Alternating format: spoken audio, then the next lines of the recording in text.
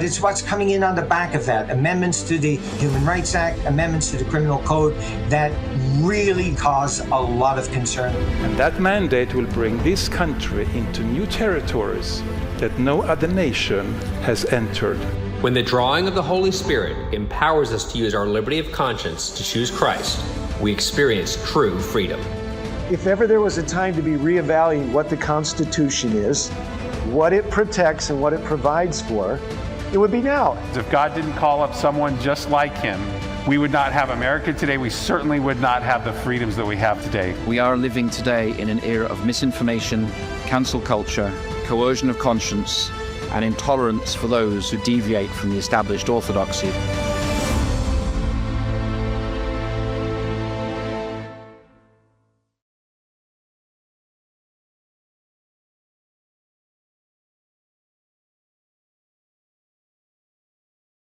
Well, folks, you know, when I see this in a little while, I'm going home. First of all, it tells me a couple of things. One is I understand my role right now is to hurry up so you can go home. But then the other one is when I was in academy, this was the song we would sing when we were getting ready to go home. You know, for Christmas and all of that kind of thing. And so it was always a sense of like, let's hurry up and get going. Okay, great, thank you. Well, it's great to be here with you. I told Conrad yesterday morning that I wasn't so sure that I was going to be able to make it because I looked at the forecast and we were going to have some snow in the Toronto region, and guess what? We had snow in the Toronto region. But anyhow, I decided, my wife and I said, you know, maybe you ought to, you know, put that extra effort in. I was very happy when I finally got across on the state side because I crossed over in Sarnia, the Blue Water Bridge, and after about 15 minutes or so, the roads were clear and it was like smooth sailing all the way around. It was around 0 degrees when I left home. It was like minus 10 Celsius. Honestly, I don't know what that is in Fahrenheit, but anyhow, it was cold. But in the morning when we woke up, it was minus 17. And so we've been having some kind of cold weather, then it get warm and all the rest. Today I want to talk to you a little bit about what's been happening in Canada. And honestly, I've got so much information here, it would be kind of like having a fire hose. And so I'm going to try to limit it to just this idea, the idea of a legal revolution against religious accommodation, against the accommodation of religion in Canada. And I'll first just tell you a little bit about myself. I'll look at a little bit about Canada and the kind of situation we find ourselves in the current moment. Which is indeed a nation in distress in many ways. And part of that distress, you should not be surprised, is living a little close to the world's superpower, who is anxious to, how will we say, wrap its arms around the country. Then I want to look at a little bit about how rights work in Canada. I want to primarily look at the emphasis on religion and how things are being challenged there, some of the current challenges, and then a little bit about how do we face the future. First of all, this is a picture of a boat, a schooner. It's known as the SS Southern Cross. And it is very important in my family history, just because of the fact that my great-grandfather, right here, was on this schooner, and it was a schooner that went out in March, usually in the early part of the spring. They go for seals, and in 1914, it was lost at sea. And about 176 men were lost. And what is particularly troublesome for anyone involved in this kind of an experience is that the captain was told to go and shelter in the port of St. Mary's.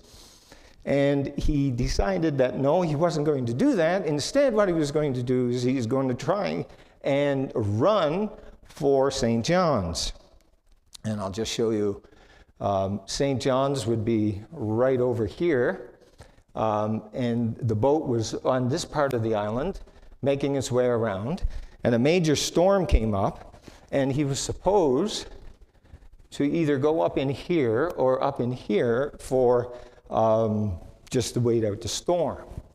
But he didn't do that because at the time, all of the various ships that were out, the SS Newfoundland and the Stefano and so on, whoever got in first got the highest price for the pelts. And so he was anxious to get into St. John's first. And as you make your way along here, this is known as Cape Pine and Cape Race. Out here is just between here and Europe, it's just the Atlantic Ocean. By then you're into the very fierce waves. And if you ever come and visit God's country, by the way, in Newfoundland, you will find that we can have spectacular waves from time to time. And so it was that as they were making their way around the peninsula there, the Avalon Peninsula, the ship was never seen again. The lighthouse that was right here saw it, and another ship passed by it, coming the opposite direction. No one knows whatever happened to it. Anyhow, the moral of the story is this, and this had a profound impact on my life simply because my grandfather, the son of Joseph, was only 4 months old. And my grandfather was the only child. So the moral of the story is that when a storm blows, we need to take cover. And right now there is a storm brewing, not only in this country, but I think, frankly, right around the world, with respect to all kinds of trouble when it comes to our religious freedom. So some of the things I want to talk about right now is to talk about the idea that Canada is in stress, but nothing new. From what I can see on the news, that the United States seems to be in a bit of stress right now. One of our prime ministers, whose son was prime minister a little while ago, so Prime Minister Trudeau, the first, had stated at one point to a group of American leaders down in Washington, D.C., that living next to the United States for Canada is much like an elephant in bed with a mouse, or a mouse in bed with an elephant. Every time there's a twitch of the elephant, the mouse gets scared. Well, that's kind of how it is. So when you look at Canada, and you look at where Greenland is, and there's talks of taking over Greenland, there happens to be another country really close that is also being talked about right now as well, as our pastor talked about it this morning. But within Canada itself, there is this sense of what happens now. Remember, Canada became a country. I don't know, many people don't realize it, but we became a country simply because we didn't want to be Americans. Sorry, no offense. But when you folks decided that you were going to go against the British Crown, our ancestors decided, no, we're not having this, we're checking out. And so they crossed Lake Ontario, they crossed the St. Lawrence, they went over into Nova Scotia. And there's certain, that group the refugees from the American Revolution were known as loyalists in Canada, obviously for good reason. They were loyal to the crown. And so there's always been this sense of, what should we be doing? And we should be, at one time we had the entire world empire protecting the loyalists. That empire is nothing but a rout of a country right now, I'm afraid. No offense to my UK friends. But the United Kingdom is not what it once was. And so there is no, we have great pomp and ceremony when we have the king come over recently and read the speech from the throne and all the rest. And I look at it and I say, really? I mean, it's like, it's all performative, right? It is no power there whatsoever. And so anyhow, I point all this out to say that Canada became a country because we were all a bunch of independent, known as the British North America, where we were individual colonies. And as I pointed out, that God's colony was right here, Newfoundland, where even Newfoundland decided not to join Canada until 1949. And even then, that was, many people in Newfoundland felt that they were pushed to join Canada, because the fear was that Newfoundland would actually become part of the United States, because if you remember, Roosevelt and Churchill had a very good relationship in World War II, and on the island of Newfoundland there were like 5 U.S. military bases. And as my grandfather would often tell me, that was the place where you went for work, because the Americans came in, they built roads, they put in international airports. Gander International Airport is a product paid by your taxes, or at least your taxes of your forebears. But all of the thing was that in 1867 we became a country, minus Newfoundland, because Newfoundland decided it didn't want to join. But we became a country in 1867. Does anyone have any idea as to why? Because the North won the Civil War. That's the reason Canada exists. Because William Seward, who was the Secretary of State under Abraham Lincoln, said, hey, listen, we should start a war with Britain so we can go up and take over British North America. And Lincoln's famous words to his Secretary of War, we will fight one war at a time. Now, that wasn't too much comfort for the British North Americans, because they felt, well, soon as that war is over, then this is going to be the new war. But something happened. Your president was assassinated.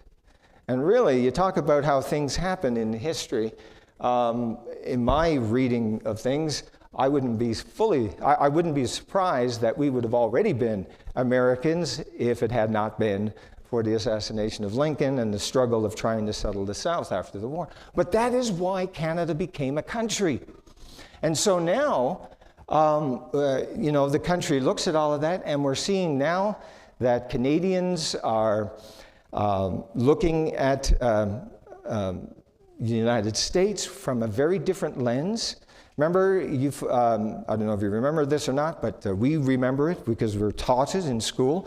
But in 1812, there was a ship off the coast of eastern United States that got boarded by the British, because America was trading with the arch enemy of Britain, which happened to be Napoleon. And one of the ships on its way to France was taken over by the British. And that was reason enough for Thomas Jefferson to declare war against Britain in 1812. And for a 2-year war. So what happened was the Americans came over to Toronto and they burned the place to the ground. And then the British decided they were going to return the favor, went up to Chesapeake Bay and burned the White House. Well, it wasn't White House then, but it became a White House because it had to be painted, and they decided to paint it white after the burning. So you can thank Canada for your White House. Okay, so there's a lot of history here, and there's a lot of struggle even further on into the later part of the 1800s. The Irish were particularly upset with the British control of Canada, and they would raid the country and so on. So there's been a lot of history. So, but here's the thing. Why is Canada in stress? Canada is in stress because of the situation with the United States. Canada is also in stress because the provinces are not getting along. Even in the midst of this idea that the United States may take over Canada, there is still tons of fighting going on within the provinces. Alberta, which is the Texas of the North, got tons of oil, and it wants to run a pipeline out here. British Columbia says, no way are we going to allow a pipeline to go out to the Pacific Ocean. And Alberta says, fine, then what we'll do is we'll come down here and we'll make a deal with Washington and Wyoming, and we'll see about getting a pipeline that way if we have to. We've got Quebec, which is talking about succession again. Going to be new elections in a few weeks or a few months in Quebec, and it looks like the succession party is probably going to win election again, so we're going to have a referendum in Quebec. We're already going to have a guaranteed referendum in Alberta to separate. Newfoundland has always been an outs with Quebec and all the rest of it. Ontario is trying to get things to hold things on together because it has the automotive industry. Everything is in flux in Canada. And then on top of that, you've got religious issues going on. I just point out here some of the things of what's happening. By the way, when you go to the Canadian border now, to the U.S. border from the Canadian side, I mean, I was nobody. There was no one ahead of me. I go up to the border, and the guy asked me, so what are you doing? I said, well, I'm going to be speaking about religious freedom in Canada tomorrow at a church. And then for the next 15 minutes, he and I had a great conversation about religion. And I'm like, there is no way I would have that conversation going the other way tomorrow. You know what I mean? Canada will, like the Canadian border guards would not be interested in religion or anything else. You know, it's interesting, there's a famous saying that says, the past is like a strange country. They do things differently there. There is no question that the differences between Canada and the U.S. is different because you folks do things differently, let me tell you. But anyhow, we're seeing a lot less people coming in. As I pointed out, some of these things that brought Canada about. Well, so when the Loyalists came to Canada, the country, the various provinces, they were known as colonies at the time, had, in essence, established churches. Now, you folks have had an experience of established churches, but nevertheless, there was the idea that churches and state were really not separate. If you know anything about the Church of England, of which I was raised a member of the Church of England, the idea of, you know, at least when I was a kid and I'd come into church and I'd see all these flags of St. George and so on, and church was part of the experience of who you were, not only religiously, but politically. And so there was a great understanding within Canada that it was a Christian nation. It was a Christian nation with a difference in the sense that it had Catholic Quebec, it had Protestant Ontario. Names were different then, but I won't go into that right now. But the thing is that you had the French and the English, the Protestant and the Catholic, and we begrudgingly got along because we had a common enemy, right? It was the United States is going to take us over, so we better work together. However, there was a lot of strife within the Catholic and English colonies in their history, even in the province of Newfoundland, where I'm from. There were lots of times when the British admirals would come over, and for a long time, the British wouldn't even allow people to live permanently on the island of Newfoundland because They didn't want the people, an indigenous population on the island, because they would compete with the fishermen from Britain that would be coming over and all of that kind of stuff. And then absolutely no Catholics. And any Catholic that put up a house in Newfoundland was simply roped and then pulled into the ocean. And it literally, in the 1870s in Newfoundland, there was all kinds, it was really what you would think of Northern Ireland. There was all kinds of gun battles that went on in St. John's. The most famous one happened in the 1870s, where the Catholic Prime Minister was dismissed by the Protestant Governor General. And that created all kinds of rioting, and the Brits had garrisons there. They opened fire on the crowd, and there were all kinds of people that died as a result of that. So there was lots of fighting going on over religion. And then it seemed like things kind of calmed down, but then in the 1940s, we had some religious revolt against the whole idea of serving in the military. Jehovah's Witnesses were among them. But Jehovah's Witnesses also did something else. They would go into Quebec, and there they would be saying how horrible Catholics are, and call them Antichrist, and call them this, and call them that. And eventually what happened was that the Premier of Quebec decided that he was going to get at the Jehovah's Witnesses, and basically you had to have a license if you were going to go door to door.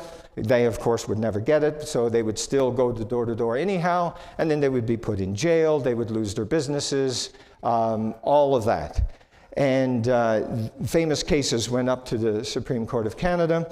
One in 1953 was a case involving Jehovah's Witnesses, wherein Justice Ivan Rand, who said that a religious incident reverberates from one end of this country to the other, and there is nothing to which the body politic of the Dominion is more sensitive. Religious turmoil in Canada is also something that is, you would recognize here in the United States, religious turmoil. It's a national event, as it were, because these kinds of things just create so much tension and so much emotion. As time goes on after World War II, we've got a lot more secularism coming in. We get changing demographics. The recent consensus or census right now is that we're about 60% Christian now in Canada. It used to be like literally like 90-some% or whatever, but now we're getting a huge influx of immigration. That is creating tremendous amounts of stress. You just look on any website in Canada right now, and there's all kinds of discussion on those issues. The media has become extremely secular. The public institutions at large are secular. So the media, which is being paid for now by the government because people are no longer paying for the traditional media with newspapers and all the rest of it. And so what's happening is that the government is paying approved news outlets huge amounts of money.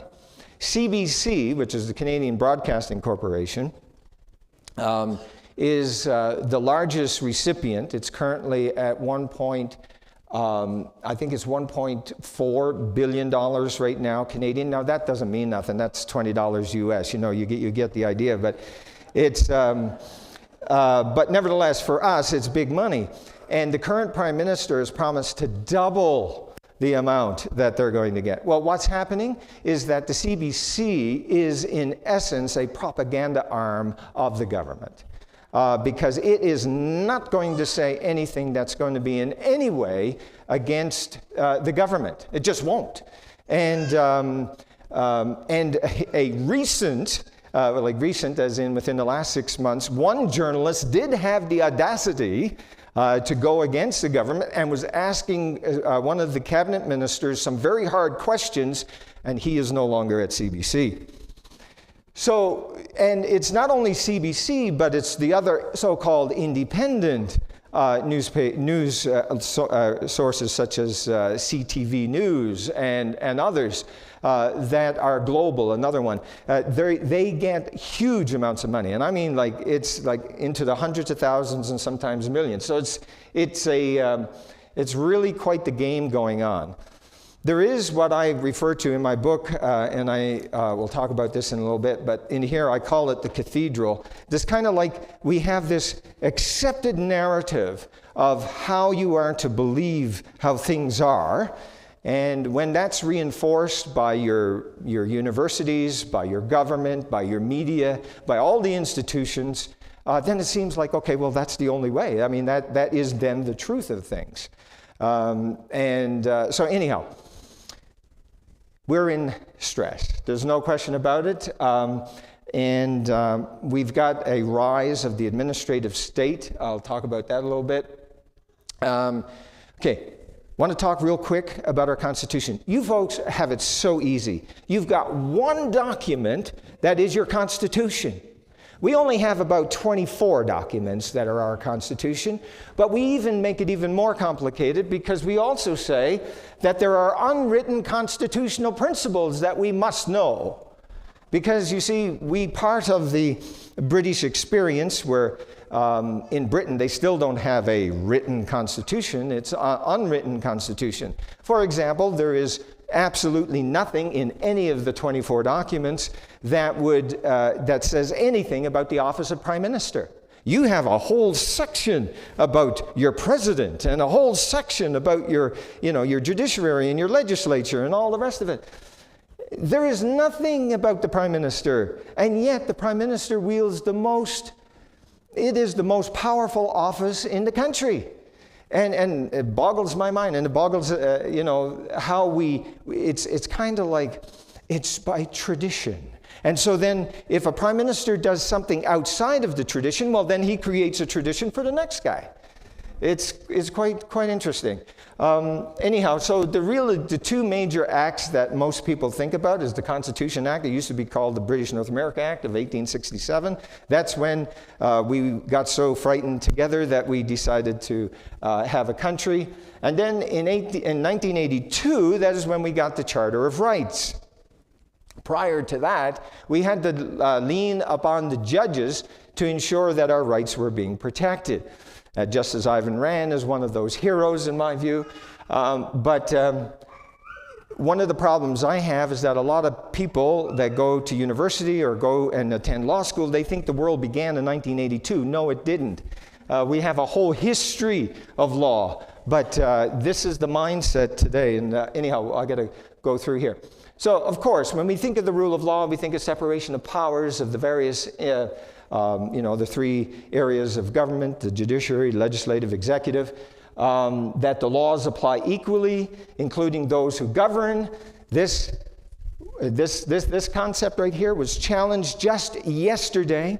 The Federal Court of Appeal gave its decision as to whether or not it was right for Justin Trudeau to have invoked the Emergencies Act during the 2022 convoy. Do you folks remember that one at all? Well, the court said that it was unconstitutional. It supported a lower court that had said that. But I was just so pleased with the Federal Court of Appeal that it made that decision. And it said that even the government is responsible to uphold the Constitution. Can you imagine that would be something that would be litigated over? And I just found it so amazing. Anyhow, I wrote this book about the convoy and all of its, all that had happened. I'll explain how that came about. But I am so pleased to report that the Federal Court of Appeal said, it didn't say anything about my book, but my arguments were the very same arguments, similar at least, that the court said yesterday. And so this book is still in vogue as far as I'm concerned. And so it's just common sense would tell you that you can't go reinventing the Constitution because of your own political ideology. Anyhow, so rules should be fixed and announced beforehand. That's what we would consider the rule of law, right? Separation of powers and so on.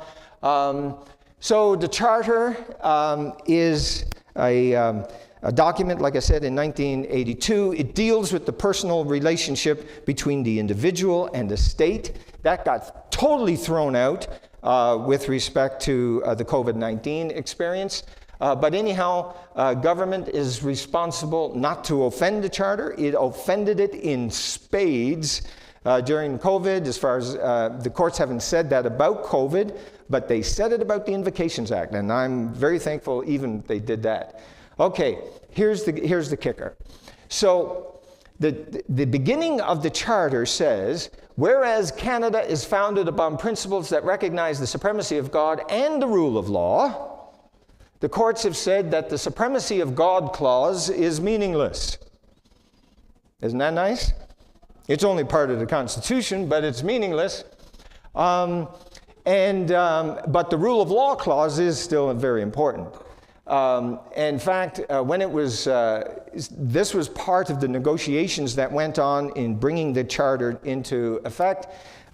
This was a lot of the Western provinces were wanting to have the supremacy of God in there. What was interesting was that Prime Minister Trudeau at the time, that would be the father of Justin, said, I don't think God really cares if he's in the Constitution or not. But anyhow, the Canadian Charter of Rights and Freedoms guarantees the rights set out in it, subject only to such reasonable limits prescribed by law as can be demonstrably justified in a free and democratic society. So in other words, you have your rights, but there are limits. We all recognize that there are limits to be limits, but who makes that decision? The courts do, of course. Okay, and the very next section is everyone has the following fundamental freedoms. Freedom of well, it looks like I don't know how that happened, but anyhow, freedom of conscience and religion. Trudeau wanted to have freedom of conscience. He felt that was broader than freedom of religion. Okay, that's where the struggle is. The struggle is between what the judges say as a reasonable limit. And let me tell you, the reasonable limit when the charter came into effect in 1982 is very different than the reasonable limit of 2026. And that kind of, there's a really great decision made by Chief Justice Brian Dixon in 1985 dealing with the Big M drug case. That dealt with the Lord's Day Act, right? There was the Sunday legislation that forced everyone to be closed on Sunday. And ultimately the court ruled that it was unconstitutional. You have the right to entertain your religious beliefs, to declare it openly, to manifest it, and so on. It's really a great decision. I don't have time to dig into that. But I just want you to know that it was a very powerful decision for religious freedom. The other area, so remember, the charter is between the individual and the government, acts as the buffer, and human rights legislation is the horizontal relationship, is between individual citizens, right? So you can't discriminate when you're renting a house and all the rest of it for all kinds of reasons, except there is an exception for religious communities. If you've got a organization that is specific for a particular religious community, you can discriminate as to who can live there, who can work there, all of that kind of thing. Okay, same thing with marriage. You're allowed to have a provision in there with respect to ensuring that no clergy or religious body who refuses to solemnize a marriage that's going to be against their faith, you can go ahead and do that. Okay, this was done as a result of the 2004 decision of the Supreme Court dealing with marriage. It had to do with the same-sex marriage. And the court said that, yeah, it's okay for you to redefine marriage, but you've got to protect the religious communities. I honestly, right now, if that decision was now at the Supreme Court, I'd be very surprised, based on how the courts have gone, as I'll share, that the court would hold the same opinion today if it were challenged. Okay. Another thing is that we also had, because of marriage, a lot of people were concerned that, okay, if as a religious community you do not recognize the marriages that the government recognizes, then you're going to take away our tax exemption. And the Income Tax Act was amended so that no, it wouldn't. That almost got challenged just the other little while ago. I'll explain about that. So all kinds. We got property tax exemptions for churches, regular school activities for religious observance, entertainment tax, all of these kinds of things are exempt. Okay, folks, Let me tell you, it looks on paper like the church and religion is really amazing. Things is such a very Gentile country when it comes to freedom of religion, until you start looking at some things. Okay, some of the challenges. Marriage commissioners. The courts have now decided that if you are not a member of the clergy and you have a particular view with respect to marriage, sorry, but as an agent of the state, you're going to have to marry whoever the state says can be married. So that because you're an agent. But remember, a clergy is an agent of the state when they marry as well. So the logic is at odds here. Government actors, the TWU law school case was involved in a law school which it was a Christian university, wanted to have a law school, but they required students to sign a community covenant that amongst various aspects of how they ought to live their lives while they're students, because it was an evangelical Christian university, no smoking, no sexual immorality and all that kind of stuff. And it was that issue, the issue of marriage and so on, that the BC Law Society ruled and said, we're not going to even allow these guys, if they graduate from the school, to write the exam because of this crazy thing. Can you imagine having members on the bench who are graduates of TWU? They would be prejudiced, even on the bench, kind of arguments that were being made. We had a challenge with the registered charitable status. This has been something that was pounded during the TWU case when I was up there.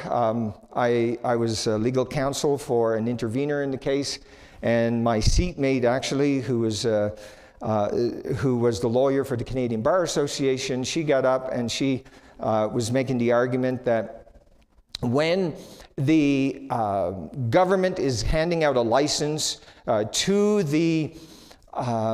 entities in Canada, that you must ensure that those entities are in essence in line with charter values. Now, charter values is another one of those unwritten constitutional principles that never came into existence until the charter came around. And basically, it's the idea that a judge says, well, even though it's not in the Constitution, it goes against the spirit of the Constitution. And that is the value that lies behind the Constitution, and therefore it's unconstitutional. Make sense? Anyhow, so that was part of the argument in the TWU, and we made all kinds of... so she was making the argument that it violates the charter values. And at that point, I knew full well that the issue of charitable registration for advancement of religion was going to be an issue, and sure enough, it was. Back in December of 24, at the very end of the Trudeau government, the Finance Committee recommended to the government to take away the charitable status of advancement of religion. Now, what that would have meant, had the government done that under Mark Carney, who's the new Prime Minister, would have been that the churches and so on, or any other para-organization that was dealing with the advancement of religion, that would be taken away. Okay, so you wouldn't get a charitable credit for giving donations to that organization. Another one, property tax status. We are getting more and more entities now, local communities who are trying to say, well, it's okay if you have the sanctuary as being tax exempt, but the fellowship hall that you've got over there, why, that's not a sanctuary, so then that should be taxed where this isn't. And by the way, if you're using this sanctuary as part of your daycare program, why, that's not tax exempt either. And so we got a nibbling going on with respect to property tax status, Canada Summer Jobs case. Are you guys bored yet? Not bored, okay. All right, so the Canada Summer Jobs situation I was involved with in a big way in 2018. The government has a program Like, we're such a great socialist country that we love to hand out money because we're so rich. And so what we do is we give the money to various charities to ensure that students, when they're off from university, will have a job in the summer so they can gain experience. But they decided that on the application form that you had to agree to that you were in favor of abortion, you were in favor of same-sex marriage, you were in favor of X, Y, Z. In other words, the total ideology of the government. And so we said, no, this is totally unacceptable. Why should it be on the basis of our religious commitment as a religious institution, which is already a charitable institution? Why should it... what did I do here now? I decided to just really go for it. Okay, so then what ends up happening is that the government says, okay, after we had all kinds of fuss and all the rest, it was quite a wild time, let me tell you. But anyhow, the government finally decided not to have that test on the application form. Great, right? No. Because what happens now is when you apply for the money, the government bureaucrats are investigating your institution, all your websites, all your filings, all your CRA documents and everything else to see whether or not you are ideologically in line with the government. And if you're not going to get the money for this hiring of students. So for example, summer camps and those kinds of things, you're not going to get the money, but all of the other groups will.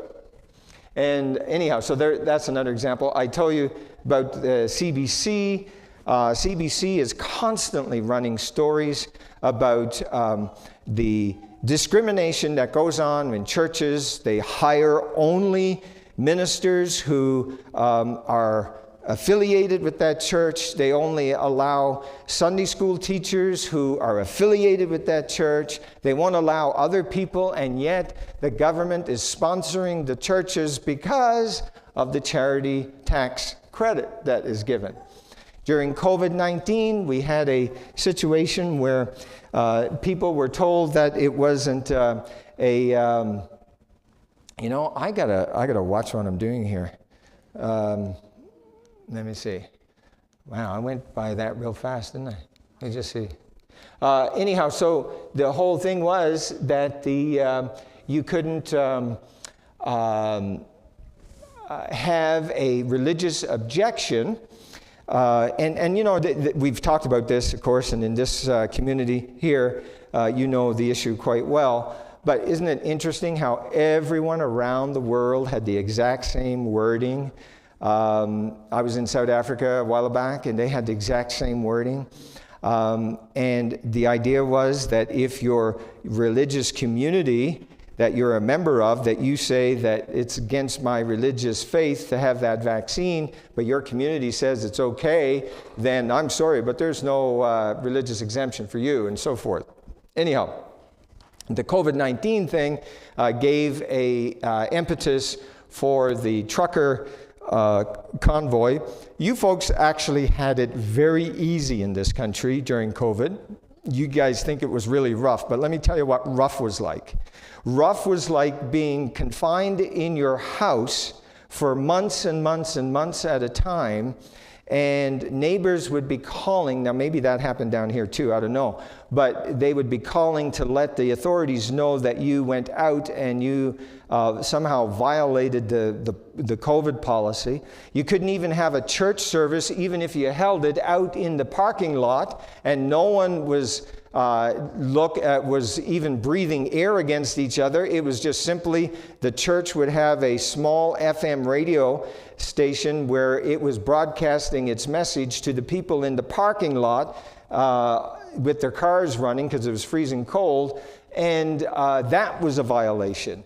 But yet, the liquor store was open. Have you noticed that? Liquor stores were open, the big shopping malls were open, and all the rest. Anyhow, it's just phenomenal. Bill C-9 is the latest one, and I'll just share what that one's about real quick. My time is running out, and I know your time is running out. But Bill C-9 is a combating hate act that is currently before the House of Commons. And by the way, I've written about all of these things I've talked about, and I encourage you to go to my website, firstfreedoms.ca. You'll never remember that, I'm sure. But firstfreedoms.ca, not unless I say it like about 5 times, firstfreedoms.ca, then you might remember. So you remember it's firstfreedoms.ca, right?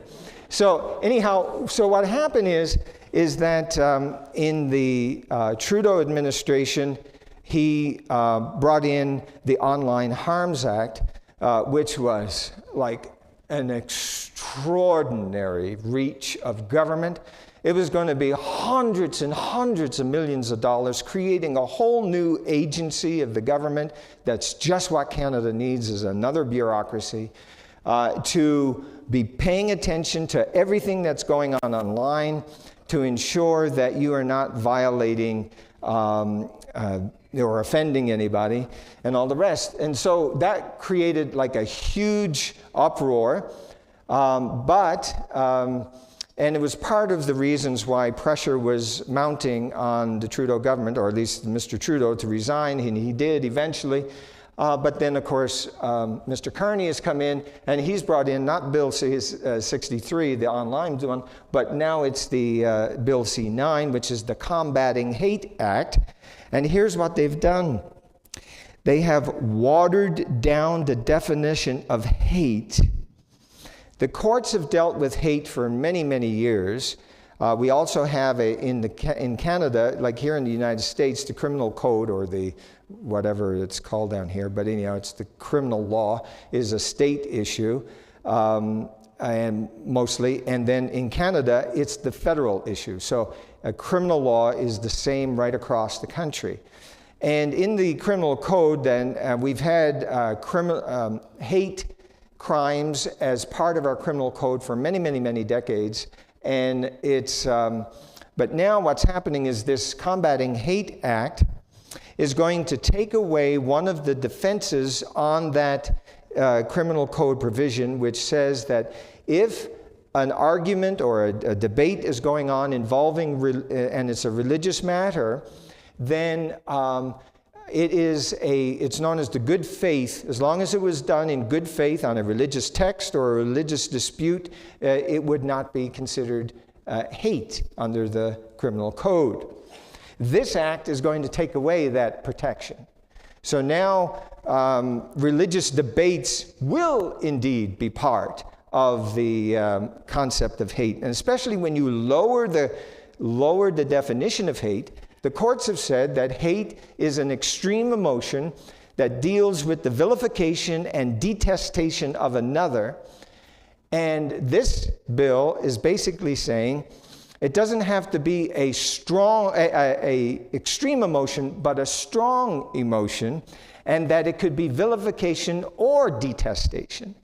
And so it's kind of like creating a higher or a larger net to take in the hate. And that is currently on the second reading. It's in committee. It will probably be passed, actually, at the Parliament, because, you know, Christmas is a long time for politicians, right? So they don't get into the office until sometime later on next week or the week after from their Christmas break. But anyhow, so that is one of the things. The other thing is that currently it requires the Attorney General to okay a charge of hate crime.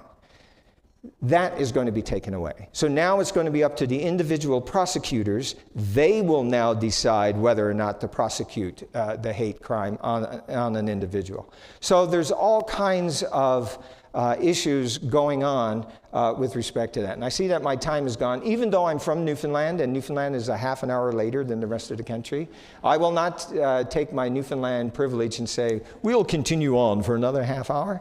But we will, I want to come back to this concept of what are we to be dealing with. And I haven't even got on to the whole issue of artificial intelligence, which is a game changer, that it's kind of like a tsunami that is heading our way, and how we're all going to face it. We're facing it in Canada as well. We got Canada's doing the digital ID. The current Prime Minister is also known to support the whole concept of digital currency. By the way, this Bill C-9 is going to be what I call the Police by Tweet Act, because when you now offend someone on Twitter, next thing you know, we're going to be like Britain, where there'll be a knock on the door at ungodly hours, which always seems to be the way, and you will be brought down to the station for questioning for what you've tweeted. That's where we're headed. Anyhow, so there's a lot of stress going on in Canada with a lot of things, and religion is just part of it. I haven't even dealt with such things as the public parks that are refusing religious communities to hold singing, like praise and worship programs and so forth like that. That's happening consistently. There's, in the province of Quebec, they have laïcité, which is the secularization of the province. There should be no religious symbols and those kinds of things. It's just and of course, they will all argue, well, you know, it's because of the child abuse thing that's occurred in the various churches. Church has no benefit whatsoever, and that's a huge concern. Groups like Cardis, which is a Christian think tank in Ottawa, is doing great work in showing that, listen, even by having a church on a corner of a community, produces, for every dollar that is spent, produces $3 in the local community for all kinds of reasons, and they got a whole study on it. It's called the Halo Project and the Halo Effect. Anyhow, as we're looking about all of this doom and gloom, we need to be thinking about, okay, so what do we do now? My First Freedoms project, the firstfreedoms.ca project, you remember that one, right?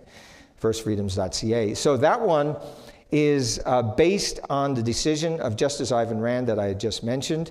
But he points out, he says that the original freedoms are freedom of speech, freedom of religion, and inviolability of the person. And Dr. Allen was talking about the, what's the term in medicine about you got to have consent? Informed consent, but the whole idea behind that is? Autonomy. So in law, it's the inviolability of the person. The idea is that the state cannot do anything to this body, to this corpus, because without proper rule of law, i.e., in this case, consent, with vaccine, et cetera, et cetera. So those are the three areas that we are dealing with. And so I actually went up to Ottawa during the convoy, went through, talked to all kinds of truckers and people and finding out why they were there, et cetera, et cetera. And so I call this the 16 ways the truckers ignited Canada for the long haul.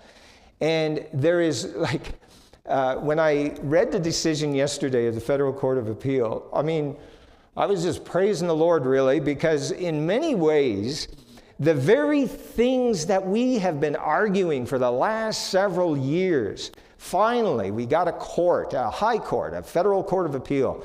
And I wouldn't be surprised if the government appeals it to the Supreme Court. But anyhow, nevertheless, it just seems like common sense that people are allowed to protest, and you can't go sending in the military and the army and all the rest of it and create a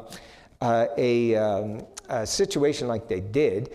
The truckers parked where they did in Ottawa because the police told them where to park.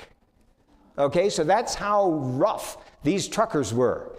They were literally cleaning up Ottawa streets because they were in such a mess, and all the rest of it. It was one of those true classic civil disobedience, not what you guys are experiencing here right now in Minnesota and all of that. No, these truckers were wanting to follow the law.